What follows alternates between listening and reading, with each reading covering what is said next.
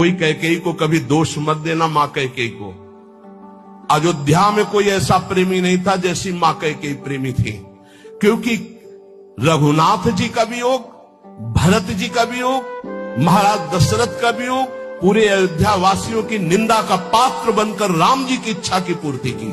ये माता कैकेयी है, दूसरे में इतनी सामर्थ्य नहीं थी। माता कैकेयी जितना राम जी को प्यार करती थी, शायद है उतना कोई अवध में प्यार करता हो।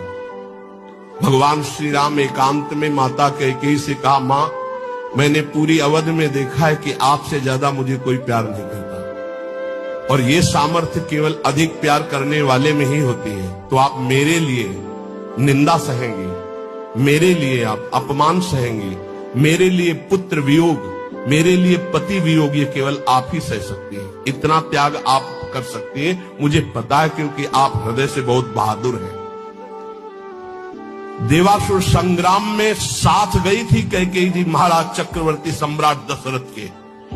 भगवान राम जी इसीलिए कह रहे कि आपका हृदय वीर रस से भरा हुआ है, आप सह सकती हो मां, बस एक मेरी इच्छा है। तो उन्होंने कहा, हे राम तुम्हारे लिए अभी प्राण त्याग सकती हूं, तुम्हारे लिए सब कुछ त्याग सकती हूं। तो उनका आपको बस जिसलिए मेरा अवतार हुआ, मैं संतों के सुख के लिए अवतरित हुआ हूं, मैं अवध का राजा अभी नहीं बनूंगा, अभी आपको मुझे वनवास भेजना ही होगा। मां कैकेयी ने एकांतिक भगवान की आज्ञा का पालन किया, ये ध्यान रखना। कैकेयी जी का हृदय बहुत रघुनाथ जी के प्रेम में डूबा, ये कोई नहीं जानता।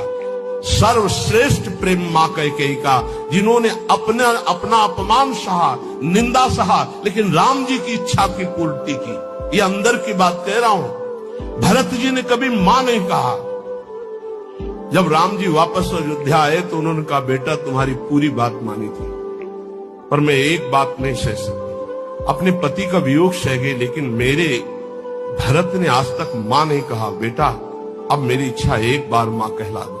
तो राम जी जा रहे थे, भरत जी को सूचना मिली कि राम जी एक कहलाने के लिए आ रहे हैं। उनकी जो दशा हुई वो देखकर भगवान वापस हो गए कि ऐसा नहीं, एक बार भी मां। इतना कष्ट सहा माता कैकेयी ने, लेकिन राम जी की इच्छा का पालन किया। ध्यान रखना।